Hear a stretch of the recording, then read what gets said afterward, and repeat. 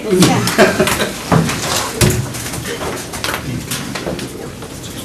I pledge allegiance to the flag of the United States of America and to the republic for which it stands, one nation, under God, indivisible, with liberty and justice for all.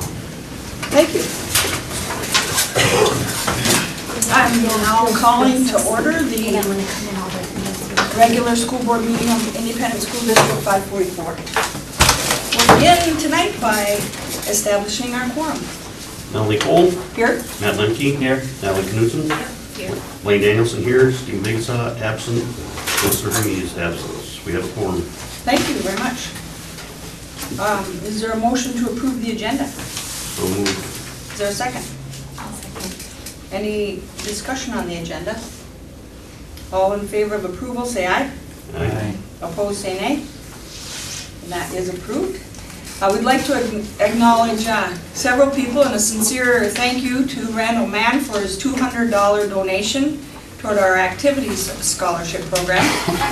Thanks to Minnesota Motor Company for sponsoring the free admission to Friday night's football game last week. The 22nd of September was free, and it subsequently was fun. We'd like to thank the Kiwanis Club of Fergus Falls for their donation of $200 for the purpose of providing books at Adams School, and thanks to Matt Lemke for his $150 donation to help fund Otter Pride Night. Thank you to all of those entities, and congratulations to Cameron Appert for setting the school diving record, and to Jesse Thorstead for receiving the Distinguished Service Award as Outstanding Volunteer of the Year for the Minnesota Special Olympics. He got a big spread in the paper twice last week on that, so that was good. That's good. All right, thank you. And now we will start with our reports, beginning with elementary principal Scott Kolbeck.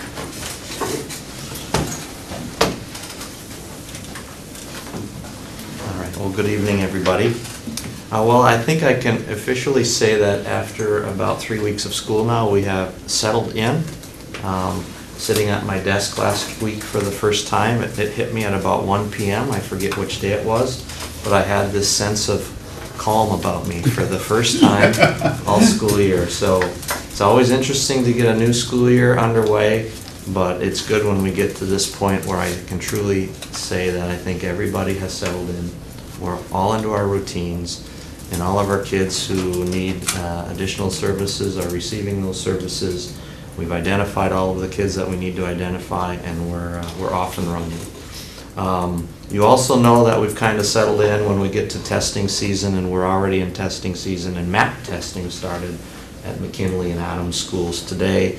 I would like to recognize one employee in each building who kind of oversees that whole process. They do the scheduling and they do the proctoring of those tests, and that's Brittany Borcherding at Adams and Amy Hopper at McKinley School. Wanted to let you know a very big and important decision is right now being discussed at McKinley School, and that is whether or not our kindergarten students attend the homecoming parade on Friday, October 6th. And the history there is before we became a grade level specific building, I have learned and been told that kindergarten students were attending the parade when they were kind of spread all over the district in 3 different elementary schools. And then about 11 years ago, when we came under one roof, the decision was made that, you know what, we're just not going to do the parade. And now this year, that's some discussion going on there. So I think here's what's going to happen. And we generally don't do it this way. But usually the decisions we make is, okay, either the entire grade level is going to do this or the entire grade level is not going to do this. But I think what we're going to do with our kindergarten classrooms is we're going to leave it up to the individual classroom teacher to decide whether she wants to bring her students to the parade or not. And that decision by individual classroom is going to be based on how many parent volunteers can I get from my class to come with me. Okay, and then we're gonna make sure that we communicate with the families early enough so that everybody knows that, okay, our class is not going, but some classes are. So if it is important enough for you to have your child attend the homecoming parade, feel free to come to school early, get them, and bring them to the parade. Or on the reverse side of that is maybe somebody finds out that their child's class is going to the parade and they don't want them going to the parade.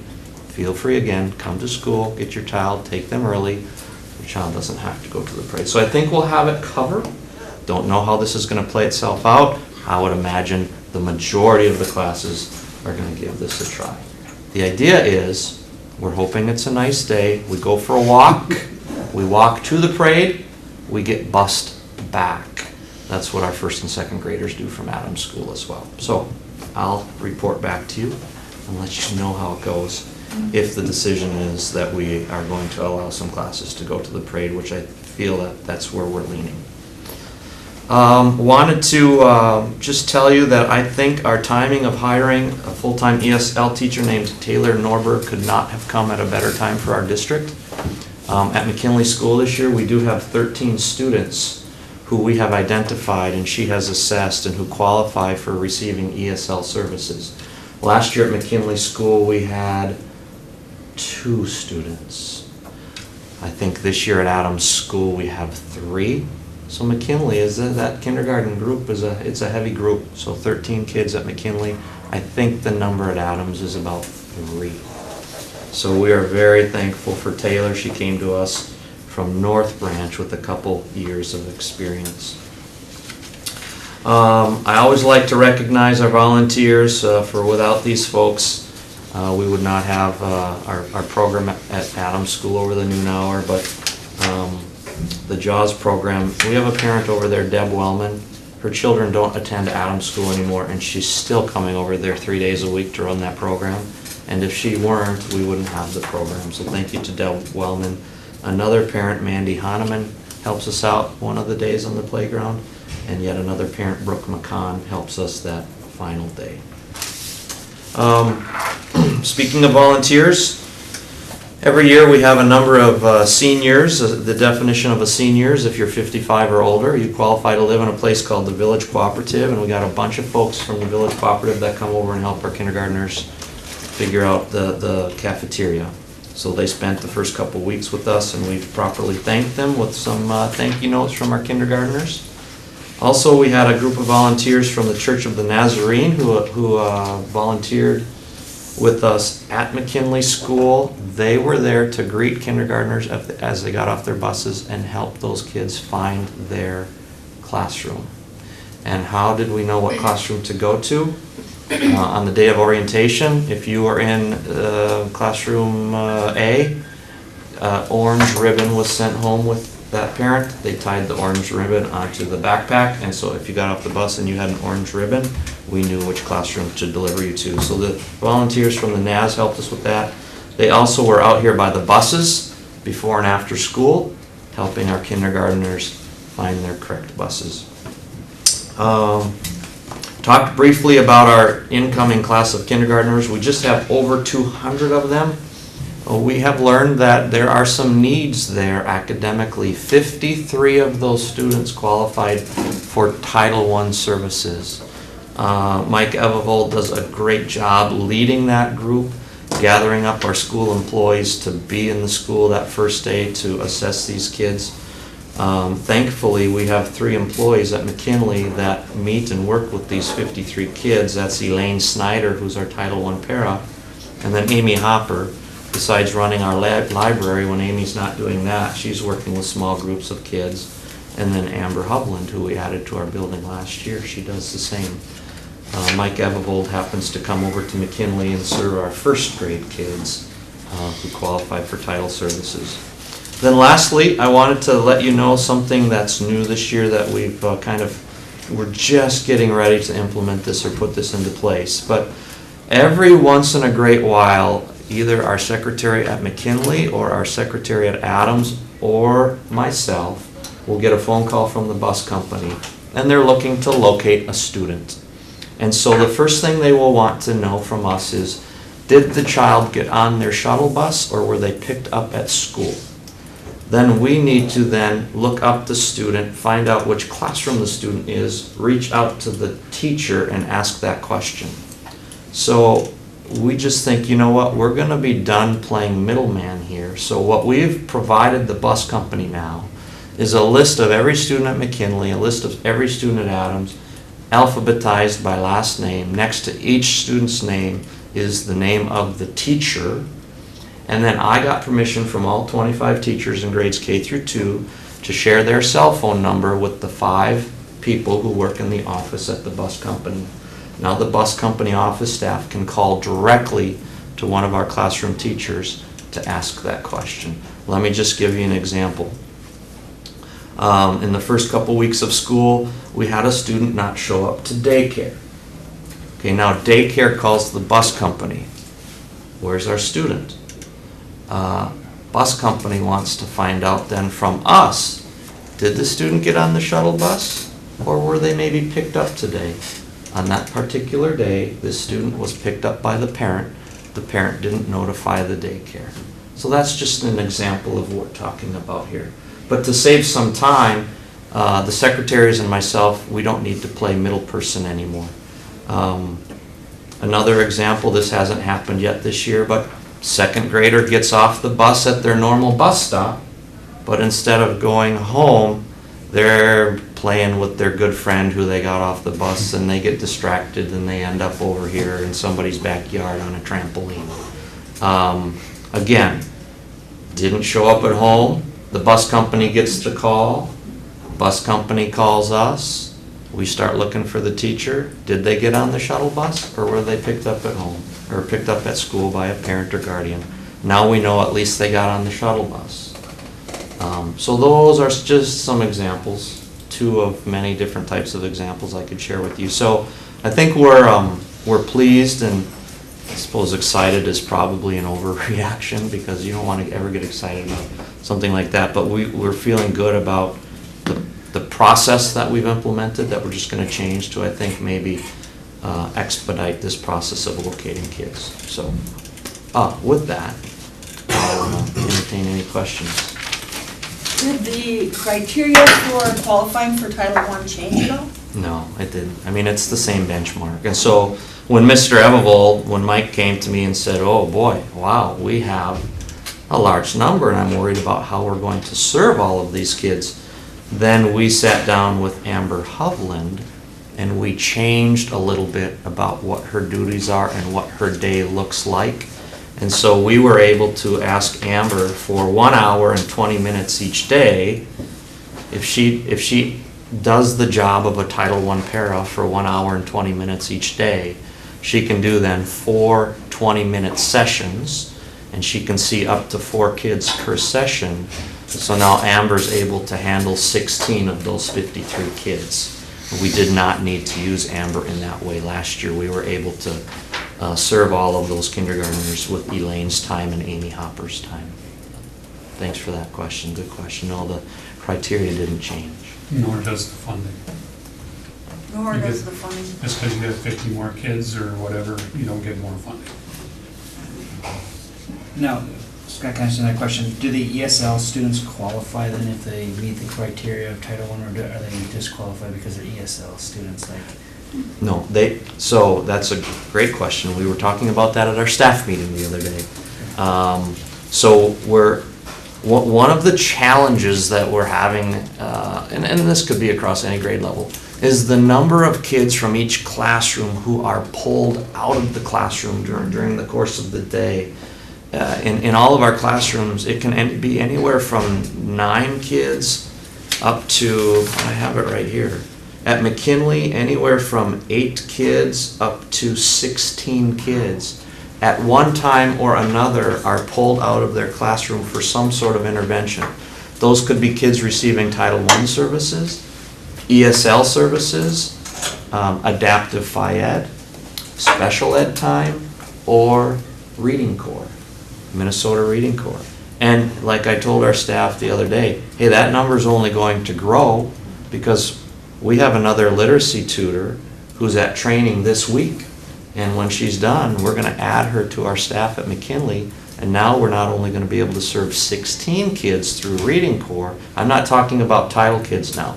Reading Corps, that's a whole different group of kids.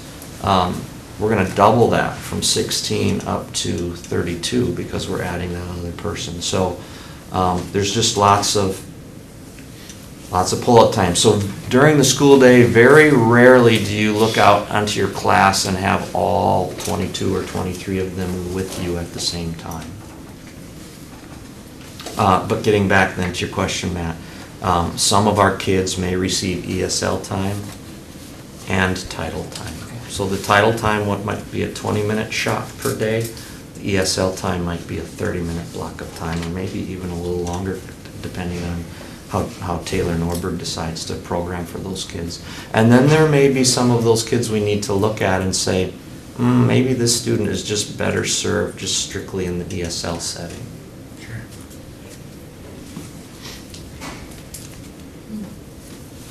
All right. Thank you, Mr. Colbert. Yeah, thank you. Now we'll have an elementary principal report from Cindy Run from Cleveland. Good evening. We have a little overview for our third graders and our fourth graders this evening. Our third graders have grown accustomed to the routine of Cleveland, making their way around the school very well, kind of making it their own and enjoying some of the new things for third grade. They've all had an art lesson. They've begun handwriting instruction, which we really promote with our third graders so that they learn how to write in cursive handwriting and also read cursive handwriting. They've now been introduced to the accelerated reading program, which is a supplement to our reading curriculum to help them, encourage them to read lots of material at their independent reading levels. So they've set some goals and have checked out books and have already been taking those AR tests. And just last week they had their first field trip to Prairie Wetlands Learning Center.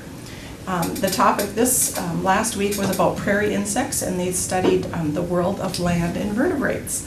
And throughout the school year, third grade classes make 7 trips to the Prairie Wetlands Learning Center, and each time they go, they have another topic of study that they get to explore and use some tools on the prairie to collect whatever it is they might be studying.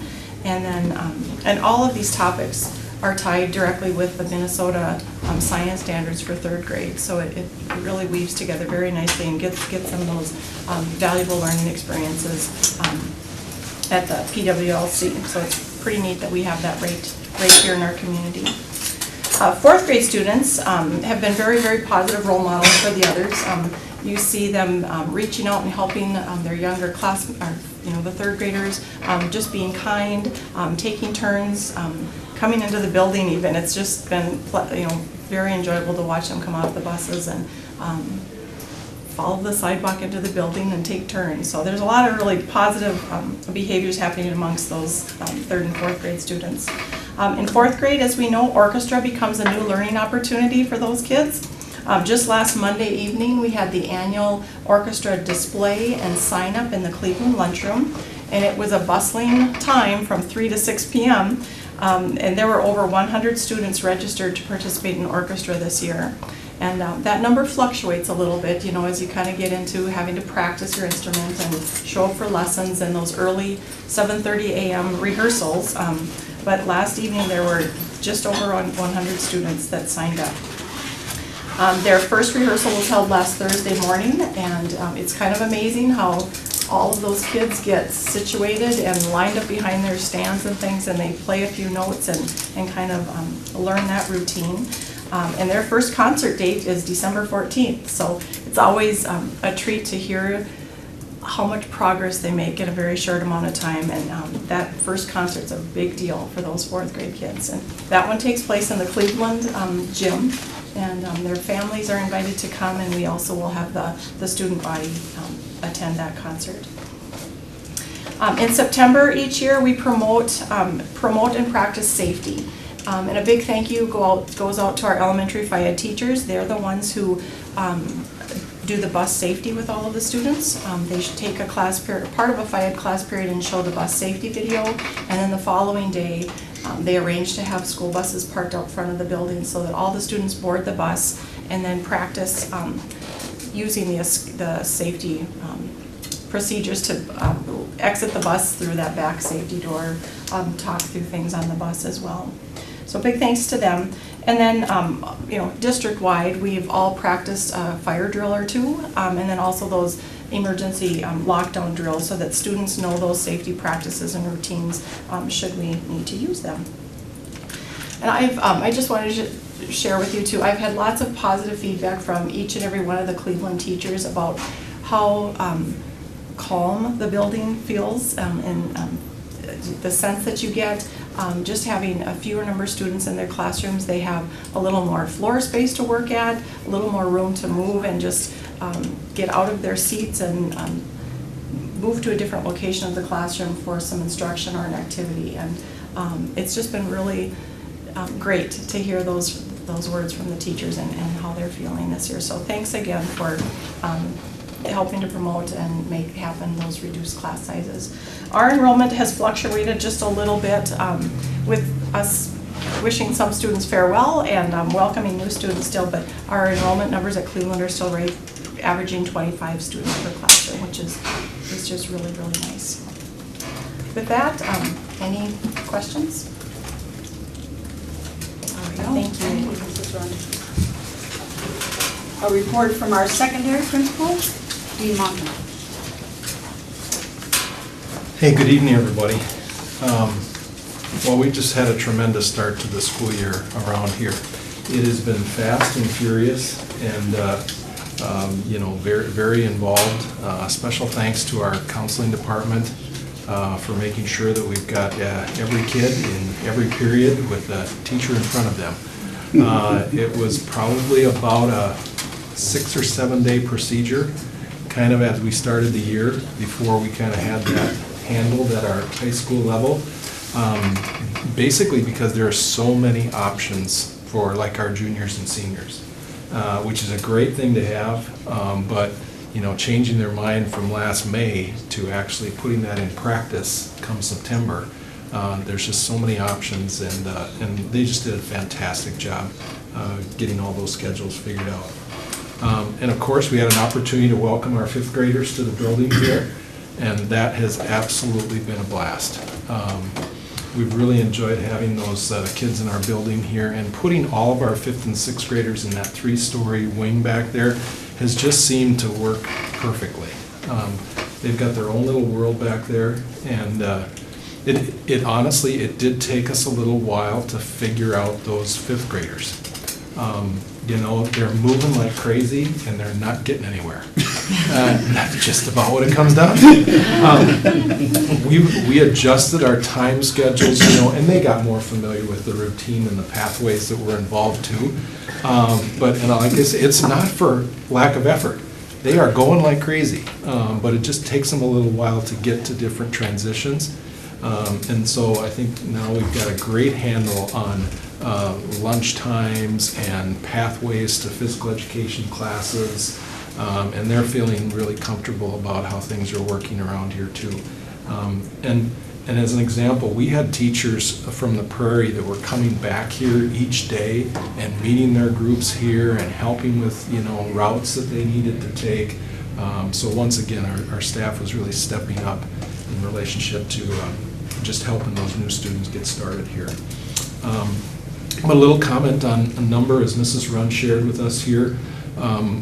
We are extremely appreciative of the additional sections that were added, because we were looking at kind of before school started, numbers in those 27s to 28s, and that was with the additional sections that were added. And everything kind of calmed down. A lot of times they tell us when they're coming, they don't tell us when they're leaving. So we balanced right out at about 26 we've got some classrooms down to 25, we've got a couple that are up to 27, but we've really balanced right out at a real number that's really great for us as far as 5th and 6th. Our 7th and 8th grade numbers are a little higher than that. We had an influx of 7th graders that, we usually get a few new 7th graders for us just from parochial schools and other transitions like that. We got a bunch this year. And so those classrooms are full. Some of them are over 30 in those. But again, our students just seem to be transitioning very well in that end of the building for us. I think we actually got great progress on a couple science rooms down there actually today. So they're settling into, and we're able to handle those kind of numbers when we're talking about 7th grade, especially when they're 7th or 8th grade, when they're transitioning to a new class every 45 minutes to a period there. So great start there. And it doesn't take long for us to get going around here. We got homecoming week next week. At the end of this week, we're at our first midterm progress report. We're at halfway through our first quarter already. It is just amazing how fast that happens. We'll be looking for progress reports and mailing that out a week from this Wednesday already for our first progress reports that will go out across the building. So things happen fast. And then we turn around and we have parent-teacher conferences starting up already on October 12th, 13th, and 16th. So with those progress reports going out, are becoming much more familiar with Synergy and that parent view information going out, so parents can check that now. We're gearing up for those first conferences that are going to happen here just around the corner. And we're not the only busy place. Our IQ Academy online school has got over 460 students in it already. That's at least 60 to 70 students higher than this same point last year. And more of those students are staying with us and transitioning to the next year. So that's really been nice to see that. In our ALC Alternative School, has got close to 60 students attending already. So they are not full, but they're busy. And for this point in the year, only being 3 weeks in, those numbers are right where they're supposed to be there. So it's been a great busy start. And what's also been exciting about that is just to watch the new staff that we have in this building. And I marked down here, we have new staff in the area of elementary, art, physical education and health, English, our CNA program, counselors, special education. So almost all of our departments are hit one way or another with some new staff that are here. And these people are fantastic and they hit the ground running right away from here. And then finally, for me, I'd just like to make you aware, I plan to be out of the office a little bit in October here. We have a couple different opportunities where we're doing an exchange opportunities with Norway. And one of those started a number of years ago when we had an opportunity through the history department at Moorhead State and our own social studies department here to do some additional teacher training back and forth there, especially in the area of history. And because of that, we've kept a connection with the University of Agder in Kristiansand. And those folks have been over here a number of times. And now we have an opportunity to go over there and kind of invite them or encourage a student-teacher exchange program to get started. We hope to be able to have 3 different English and French student teachers come in February and March here to this building for about 6 weeks. And of course, for them, that's world languages, So they'll have an opportunity to be directly exposed to some of the French world language with which we do here, along with of course, our English that is taught here. They were finding it difficult to make a connection with a school within the United States. And we just put our hands up right away and said, we are still teaching French here as a world language, and of course, we'd love to have that experience. I'm going to go over there and try to promote that exchange and connection. And then the second opportunity we've had here is in relationship to a sister city relationship with kind of the Knarvik area of, it's kind of the across the water school to Bergen over there. Last May, we had an opportunity to have about 7 of their individuals come over here, administrators, teachers at all different levels, just a great group that was here. We have an exchange going on right now between our 5th graders, our 8th graders, and our 10th graders with kind of almost a pen pal digital storytelling relationship back and forth. As they were here, then I was invited back to go back over there this October. We plan to go right over the MEA break and into the next week. And what we're really looking to do is, what I'm really interested in, is they really have a technical high school over there that is very much into business relationships with the community, internships, STEM program, but they've got some real outstanding connections. Their students will actually go to school 3 days a week and be out on their internships 2 days a week. And these students are getting paid along the way. There's also some additional hours that they could do after hours as well. But just to be able to take a look at how they've developed those relationships across their communities will be very, very interesting. And then further promote, of course, the English and elementary connection that we've gotten already established here with some of our teachers and staff members. So looking forward to that. Asked permission from the boss to be able to go on for a couple extra days. And Beth, my wife, is going along as well. Of course, you know that she's involved in school-based mental health here, working in this building. And they also have school-based mental health within their schools over there as well, especially within their high schools. So an opportunity for her to talk to their providers over there and come up with some ideas, how are you delivering your services over there? We're going to have an opportunity to go over their small group just with Sean Taylor, who is a history professor at Moorhead State, and his wife Ann. And luckily they are both fluent in Norwegian, so we can just tag along and give us a lot of help along the way. But it should be really interesting. I'm working with Jesse Thorstead and others right now to put together presentations to be able to bring over there, and of course take a lot of pictures when I'm over there to bring information back.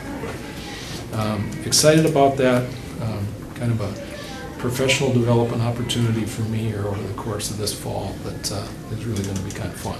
That's pretty cool. Is there a oversight agency that's making the arrangements and sponsoring you and all of that? The sister city relationship that we have is both not within our Fergus Falls community, but we have representatives from Underwood as well, is helping with this whole process. Okay. And then, of course, Sean Taylor has had this connection to the University of Agder over there for a number of years. And so between those different parties, they're definitely helping out. And one good thing about taking a small group over is that we've been invited to stay in people's homes. So the costs are basically, you get your airline ticket, you're going to be fine. So just a wonderful chance to be able to go and really immerse yourself with some folks there that we've treated them well as they've come over here. So I imagine we'll be treated very well when we get back over there. Great. I hope you're going to bring your 5th and 8th and 10th graders that are over to the museum to look at some of the artifacts and so on that Yes. came with Norwegian immigrants. Perfect Take timing. pictures, yeah. Yeah. So So you don't speak French either, Mr. Moore? Supposedly I had a couple semesters in college. It didn't stick. There's no chance. Oh. I have another question. Yeah. too. Is that typical for it to take 6 to 7 days before everybody's schedule is pretty well set? Yeah, that's probably very typical for us at the high school level. And basically our counselors start like 3 weeks before the school year starts because they're working with PSEO students that the college starts. They have to get them going, because they're starting before we are. And then just the volume of people making those kind of changes, and so after 2 days, we've got 95% of the kids that are in their classes and they got their schedule set. But to get that last few, and sometimes all of a sudden the options become real lean, Right. in the end, it'll probably take us 5 or 6 So days. after PSEO, then maybe juniors and seniors are Yep. given priority to? Yep, Okay. Yeah, it's definitely kind of a pecking order there in relationship to just making sure that our seniors are all set with what they want to do and making sure that their year is going to flow really well. And then just kind of working our way down, you know. Okay, so I did have a parent call, and they were concerned about their junior, but I did say that, we have a new counselor, and so. Yeah, and really, we had 2 new counselors. Right. And special thanks goes out to, and one of our counselors was not able to join us until September 11th. Oh, So that was okay. basically after we had had, Alana Johnson was able to join us early, of course, and she's been an experienced counselor across multiple grade levels. She was able to dive right back in, and she was a synergy expert in coming from her district. So we really took advantage of that with our new software. And so, yeah, sometimes the students themselves just can't make up their mind. They've been given 2 or 3 different choices in relationship to what you want to do, but, that information gets shared with the parent, goes back and forth, and then finally, we get a decision a couple days into the school year. Thank you. Yeah. All right. All right, Thank you, Mr. Monty. Superintendent Ness? Just a couple of brief things. Last week, our principals received a memo from Dr. Casillas, Brenda Casillas, the Commissioner of Education, and just recognized the fact that we're one of the schools, one of the few schools in the state since 2012 that has reduced the achievement gap by 50%. So she congratulated on us, so that was awesome. A couple things on synergy. We had Mike Cundy today from Region 1 here, met with our principals, getting them access to students, access to admin view is really what it is and everything. So we're continue to work with them, and this will be an ongoing thing for quite a while. And Ryan Johnson, Alana's husband, is also familiar using Synergy as a principal in Marshall County Central. So we're going to be relying on him to help us with a lot of things. And then Mr. Mackey did mention homecoming. Just I think it's the Monday of that week. I forget exactly what the day is. It October 2nd is coronation. Just wanted to mention that Friday night is the football game and the flag show, and 2 o'clock on Friday is the parade. But on Saturday night, the 544 Education Foundation and our activities department is doing the Hall of Fame. And so at 7 o'clock in the auditorium, it's open to the public, it's free. We will have 2 distinguished alumni from the 544 Education Foundation, and then also the Hall of Fame Awards. And I will not announce names because I know I'll forget somebody, but it'll be in the paper and it's in my column this week. So just want to invite people to that. And we'll move on to the agenda. All right, thank you. Our next item of business is to consider the items in the general consent portion, and that would include the minutes from our last school board meeting on September 11th, and then quite a bit of personnel again. Superintendent? Yes, we are hiring Tammy Richards for 1 period a day for a music teacher. Shelley Kangas, she took a leave from the district last year, moving to Indiana, but she was teaching elementary IQ half-time, and then she was on leave for half-time. Well, we've already grown enough that she's now full-time again, so basically her leave is rescinded. Heather Heikus is a school of choice teacher, elementary, and they are adding programming on Friday morning now, so that's why you see that odd number adding. So all day Tuesday, all day Thursday, and Friday morning. Carol Bjerkley is retiring, and we have a resolution coming up later on her. Jeanette also is resigned, and then we have some hires: Jordan Borders, Madeline Viam, and Jessica Egler as noon hour supervisors and Paris subs. So I recommend approval of these items. All right. Is there a motion to approve the consent agenda? So moved. Is there a second? Second. Any discussion on those items? All in favor of approving the consent agenda, say aye. Aye. Opposed, say nay. All right, that's approved, and our new business starts with a proposed levy for taxes payable in 2018. And so I'd look for a motion first to propose What? The maximum. Maximum amount, and to set the date. And so, is there a motion that follows those couple of components?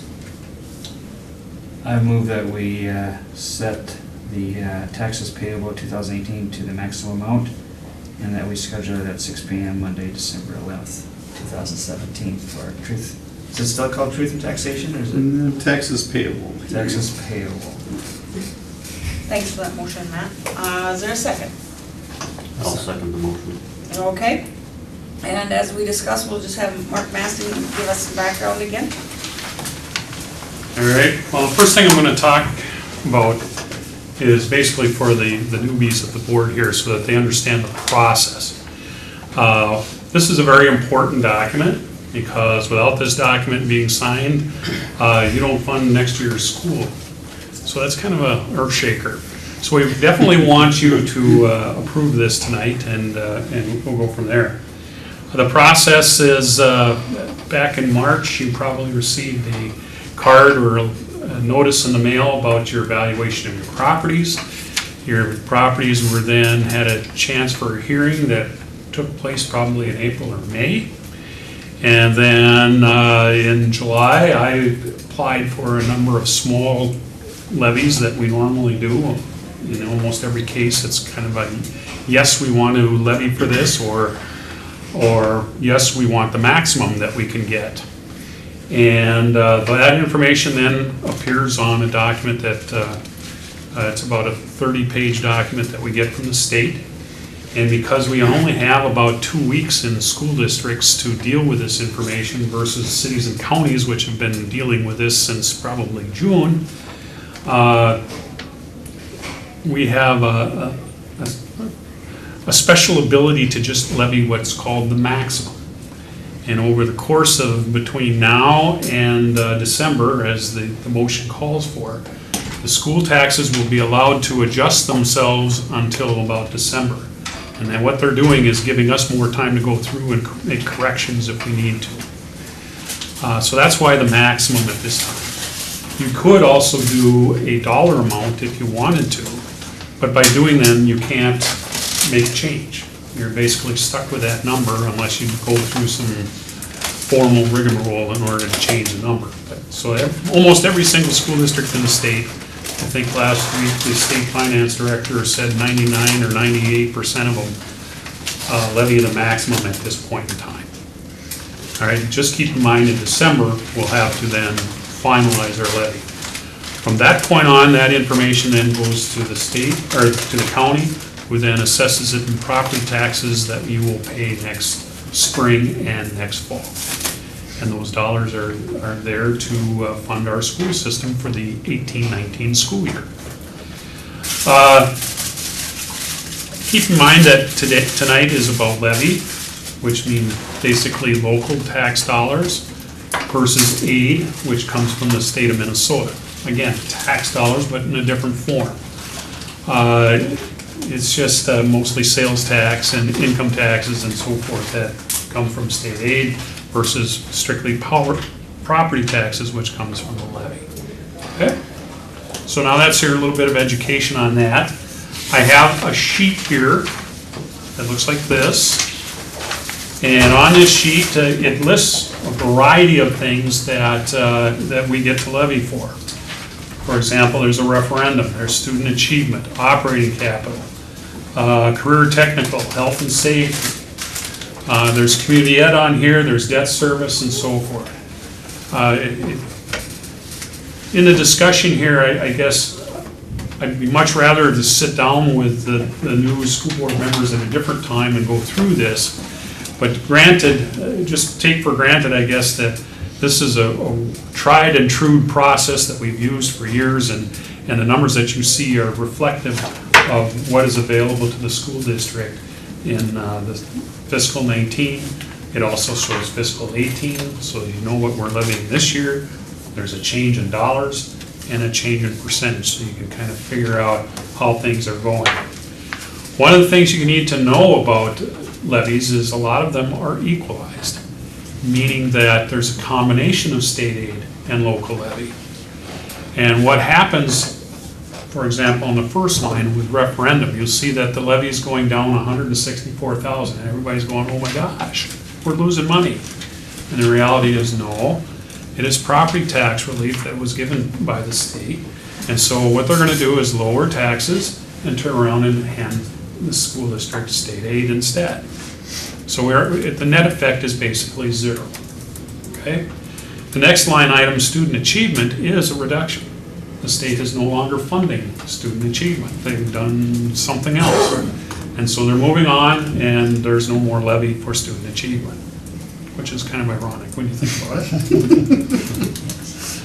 it. You will also notice that there's an item on here for capital facility bonds that is a negative, 159,000. But if you were to slide down towards the middle of the document, you'll see capital facility bonds of 159,000 to the positive. And what that means is the state is grabbing from the general fund and handing it over to the debt service fund because they don't trust you to pay your bills for the capital outlay out of the general fund. So they're doing it for you. How nice of them, huh? You also, if you go down, I mentioned referendum is going down 164,000. And so if you're a property taxpayer, you're going, yay. But if you go down farther, you'll see long-term facility levy is going to go up about 194,000. That's because the state wants more money spent. They created this new system to create more funding sources for the repair and maintenance of your buildings. So again, the state legislature took away, and now they're getting, they're taking it out of one pocket and putting it in the other, basically. That's what they're doing. Okay? The other big thing that you need to see on there is the debt service is down $217,000. And that is an active thing that the school board did in refinancing the bonds here that we've been doing. It's basically the same as house refinance. You're paying off your old mortgage with a new mortgage and using the interest rate to use that money for something else in your pocket. In our case, the money has to go back to the taxpayers. So it's always been a savings. Grand totals down there's kind of in the shaded area, you'll see that the levy referendum, if at the maximum right now, would be at $6.4 million. This compares to $6.67 million for the current school year. So a reduction of 217,000. That's about equal to, $265,000. Most of that is because of the refinancing of our bonds. So that's about a 4% reduction from the taxes. Right on the next line down, you'll see that there's an ag bond credit. And what that means is this is another piece of property tax relief, but it's not going to everybody. It is just going to those that have agricultural property. And so I'd love to tell you that our taxes went down even more, but it doesn't go to everybody. So the fair thing to say is if you have ag property, you're going to see a reduction in your taxes, and the combined effort of all ag property will be $255,000 credit. Now, we don't lose that as revenue, we get a state aid to replace it. So there you go. It's 40%. It's a program called Ag to School. So each farmer they still pay in their house, garage, 1 acre, but on their farmland they'll see a 40% reduction in their taxes, school taxes. Okay. I throw a number on there called the tax rate. It's just a Fergus Falls thing. You won't find this in any other school district. But what it is just a way to kind of compare from year to year and how we're doing on our taxes. And you'll see this year we're at 32.1. Next year we're proposing at 29.9. So it's kind of like the reduction in gas prices. You're getting taxed less on the amount of properties that are out there. And then at the bottom you'll see how taxes compared to like 7 years, well actually it would be 9 years ago because we're talking fiscal 19.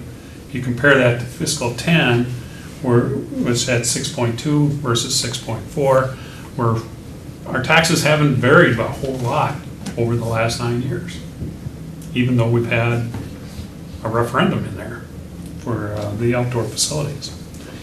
If you look at the tax rates, back in '99, our tax rate was 56.7.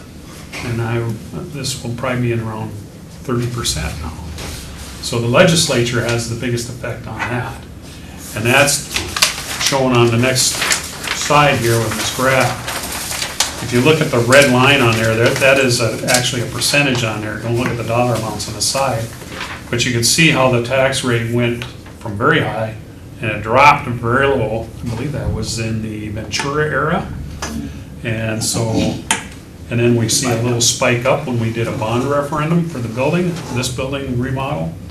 And then it's been kind of flat thereafter. But still a tax burden that's far less than what it used to be. The green line is showing property values. So you can see back in '95, we were probably at about $8 million of tax capacity. We've now crossed over $22 million. So property values have gone up, but our taxes have basically stayed the same for many years. So there's my educational bit. The business you need to do today is to adopt the proposed levy at the maximum.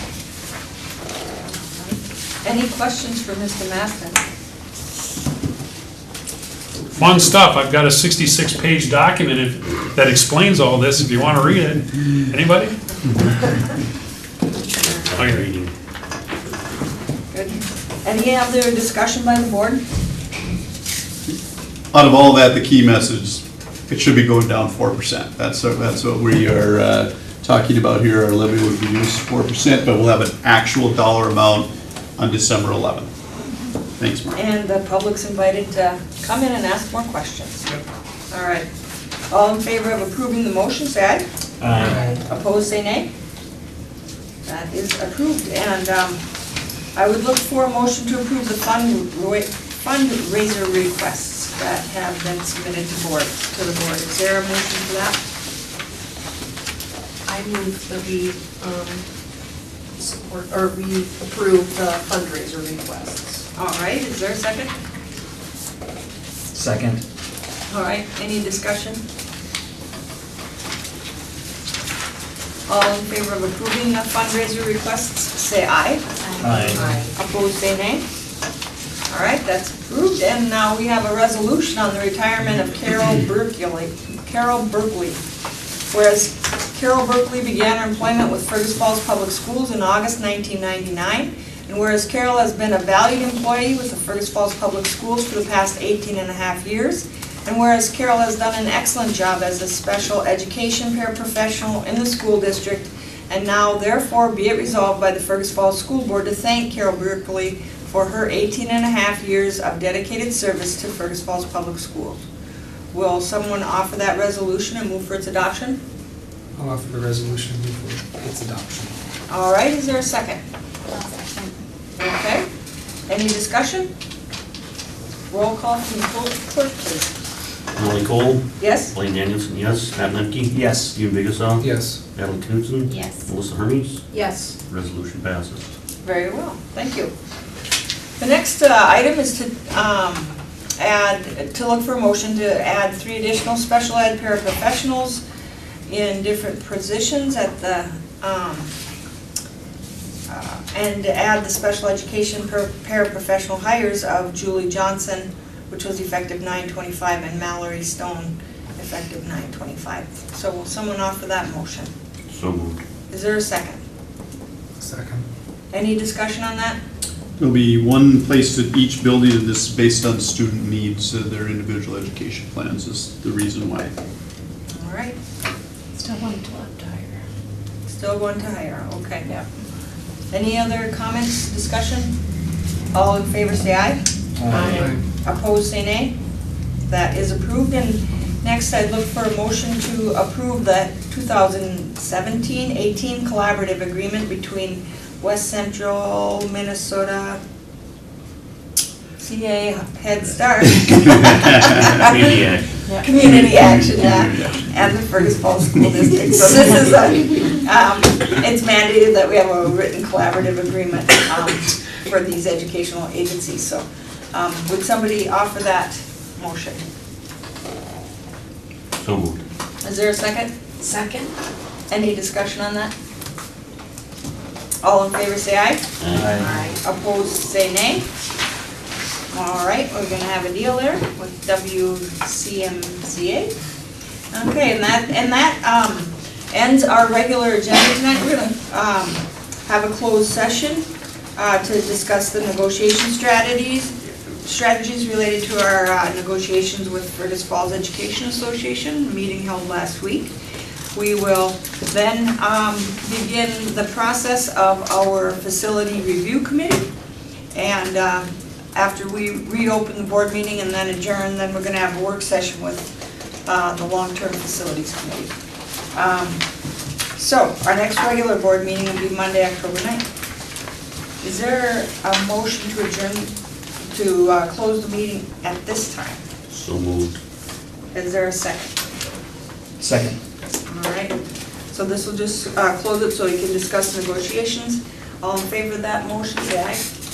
Aye. Opposed, say nay. All right, we are closed. A couple items that I put at your